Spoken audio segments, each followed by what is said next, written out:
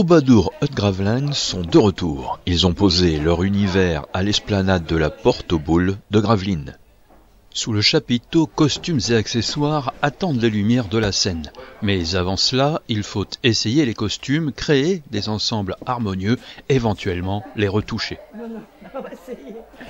C'est la première fois que vous enfilez le costume comme ça? Oui, c'est la première fois, mais je connais bien les troubadours parce que j'ai fait la sécurité pendant des années ici. Qu'est-ce que ça vous fait justement de passer comme ça ce costume par exemple? Bah, ça fait bizarre, il y a longtemps que j'en rêve en fait. Ouais, puis cette année j'ai dit allez, je franchis le pas. Allez, hop. Si Joëlle est toute nouvelle dans la troupe des troubadours et qu'elle découvre l'envers du décor, d'autres sont déjà des habitués, mais le parcours est le même. Chaque figurant vient essayer ses costumes pour le son et lumière. Donc les séances d'essayage, ça consiste évidemment, comme le son nom l'indique, à essayer les costumes et puis à les ajuster en fonction de la personne. On essaie d'adapter chaque costume à la personne. C'est la première fois que vous enfilez le costume? Non, c'est la deuxième fois. Alors est-ce qu'il est à votre taille? Il est à ma taille, oui tout à fait, je me sens bien dedans, il n'y a pas de souci. Chaque année on adapte puisque bon, les personnes s'inscrivent, on a les habitués qui viennent d'année en année et puis on a des nouveaux. Donc après on adapte parce que les rôles peuvent changer d'une année sur l'autre. Donc l'étiquette derrière. Hein. Oui. Vous avez des tubes? Vous avez des belles robes? C'est la première fois que vous enfilez le costume?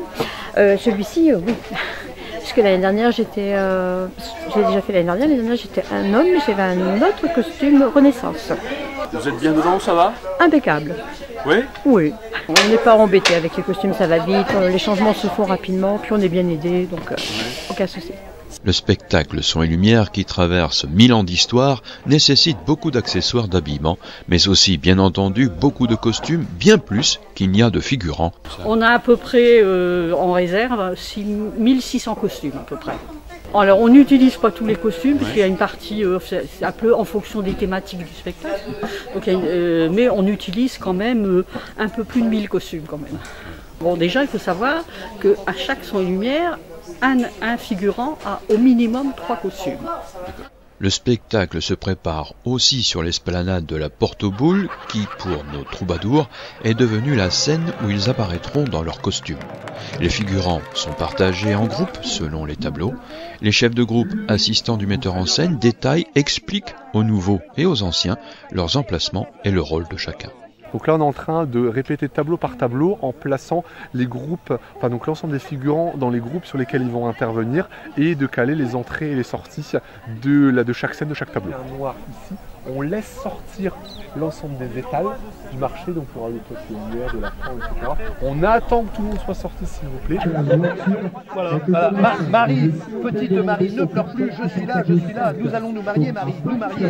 Le spectacle raconte l'histoire d'une famille de meuniers de pères en fils à travers 12 tableaux. On va retracer l'histoire de cette famille à travers les âges, donc à peu près de l'an 800-900 jusqu'à la fin de la Seconde Guerre mondiale, et voir comment donc les ascendants-descendants de cette famille évoluent à travers le temps et les âges pour, in fine, intégrer la cour de Louis XIV à Versailles. Lors de ces premières répétitions, tous les figurants apprennent les derniers ajustements du spectacle. Les scènes ne sont pas forcément identiques à celles de la précédente édition. Il y a des modifications qui sont effectuées chaque année. Donc, comme évoqué, on est sur un spectacle de 12 tableaux et chaque année, on fait évoluer environ 3 tableaux en fonction des remarques qui nous ont été formulées l'année précédente. Donc, l'histoire de fond de la famille Vermeulen reste la même, mais avec des petites pastilles de changement pour que le spectateur puisse se divertir. Les 200 troubadours et tous les techniciens du son, de la lumière et des effets spéciaux se préparent à vous livrer un spectacle inédit. Le spectacle aura lieu donc jeudi, vendredi et samedi, donc à 22, 23, 24 et la semaine suivante, les 29, 30 et 31 août, à 22 h sur le site de la Porte aux Boules et Gravelines. On réserve? On réserve, oui, billetterie en ligne sur le site du service culture de la ville de Gravelines ou directement en physique rue Vandergotte, avec toujours possibilité de venir le soir du spectacle prendre sa place en physique, mais sans garantie évidemment d'avoir la place en fonction des réservations. Si vous souhaitez vivre un grand moment d'histoire et de culture tout en vous divertissant sous le ciel nocturne de Gravelines, ne manquez pas ce grand voyage à travers le temps.